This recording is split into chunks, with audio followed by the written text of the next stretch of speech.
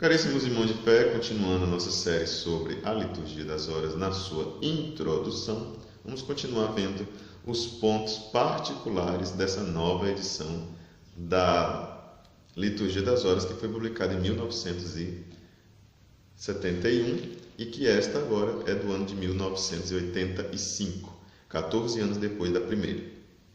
Oitavo ponto.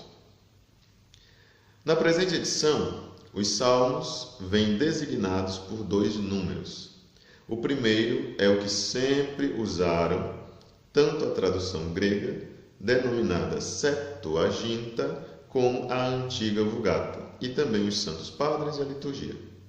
Em segundo lugar, colocado entre parênteses, vem o número próprio ao texto hebraico e que muitas vezes é usado em nossos dias nas edições dos textos e trabalhos bíblicos. Então você lembra, tanto na Bíblia como aqui, sempre você vai ter o número do salmo que aparece em primeiro lugar e depois aquele que aparece dentro do parênteses, né? Por que tem essas duas numerações? Porque existia uma Bíblia em versão grega que é chamada de Septuaginta. Esse nome às vezes é complicado. Esqueça esse nome, diga versão grega da Sagrada Escritura. Ponto. Que trazia uma numeração para os salmos. Depois nós temos o texto hebraico, ou texto massorético, se não me engano, mas diga-se a versão hebraica dos salmos. Então tem uma numeração que divergia daquela versão grega. Depois nós temos a Vulgata. A Vulgata é a tradução unindo os dois textos, né, de toda a Sagrada Escritura, mas os textos que apareceram em grego são dessa sabedoria desse grupo de padres, de sábios, né, que padre não no sentido moderno, né, os pais da igreja no sentido antigo, que é preciso que você pesquise aqui, porque agora não dá para que eu explique isso. Mas estamos falando no sentido de que primeiro existia um texto da Bíblia hebraica, depois foi traduzido para o grego, depois traduzida para o latim. Todas essas traduções geram, às vezes, alguma dicotomia na numeração dos salmos. Nas novas versões dos textos litúrgicos, essa dicotomia foi preferida, digamos assim, se preferiu ser mantida as duas opções. Então, a versão que está fora do parêntese é do texto grego, a versão que está no parêntese é do texto hebraico. Nono ponto. Em apêndice foram acrescentados outros textos, como sejam fórmulas de bênçãos solenes e de atos penitenciais tirados do missal romano.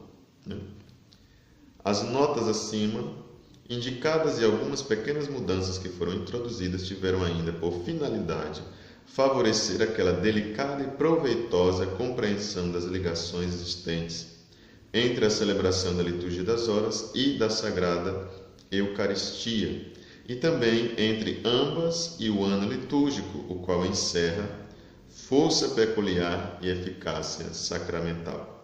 Através dele, o próprio Cristo, quer nos seus ministros, quer na memória dos santos e principalmente nas de sua mãe, Maria Santíssima, continua a sua via de imensa misericórdia, de tal modo que os fiéis de Cristo não só comemoram e meditam os mistérios da redenção, mas entram mesmo em contato com eles, comungam neles e por eles vivem.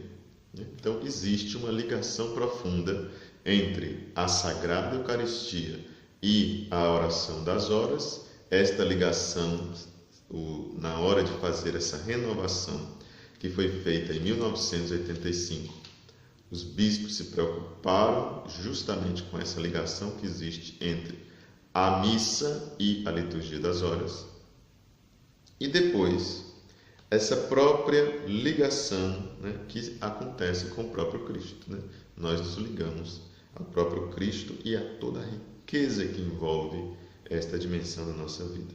Através dele, né, próprio Cristo, quer nos seus ministros, quer na memória dos santos e principalmente nas de sua mãe, continua a sua via de imensa misericórdia.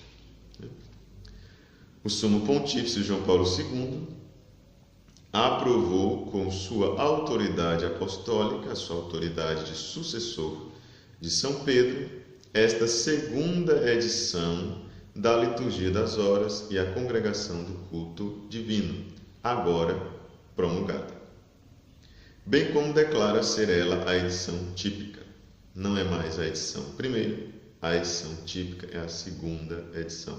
Então você já sabe que teve uma edição em 1971, que foi a primeira depois da renovação do Concílio Vaticano II, que foi em 1965, e agora teve, 14 anos depois, uma segunda edição em 1985, segunda edição típica. Por conseguinte, esta mesma edição, feita em latim, entra em vigor logo ao sair. Quanto às edições em língua vernácula feitas sobre esta segunda edição, passarão a vigorar no dia determinado pelas respectivas conferências episcopais. Você se recorda, então, daquela promulgação que aparece aqui, que se data do ano de 1993.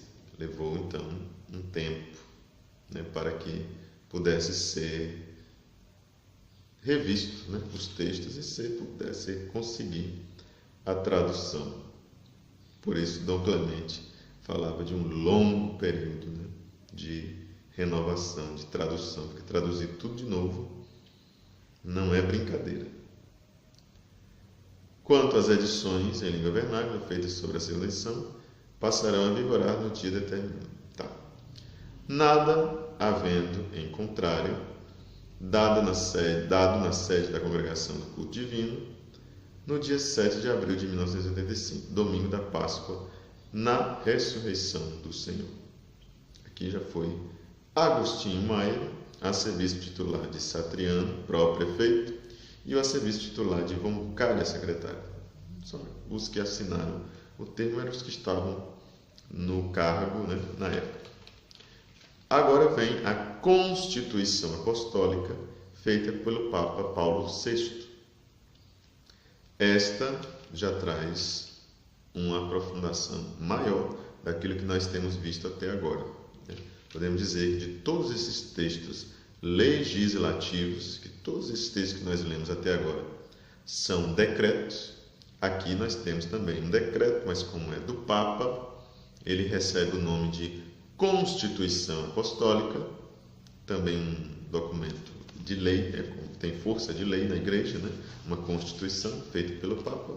Então aqui nós vamos ler no nosso próximo vídeo, e estas é bastante extensa. Logo depois dessa Constituição Apostólica do Papa Paulo VI, nós então iniciamos a instrução geral sobre a liturgia das horas. E tudo isso faz parte da introdução dessa liturgia, né? Tudo isso aqui está antes das orações propriamente ditas. Se você tem aí com você os 4 volumes, essa introdução você só encontra no primeiro volume, né? Não tinha necessidade de colocar em todos os volumes, né? No primeiro volume você encontra esta grande introdução com os decretos, a Constituição do Papa e a instrução sobre a liturgia das horas. Nosso próximo vídeo sobre esta que é a oração oficial da Igreja. Grande abraço e até lá.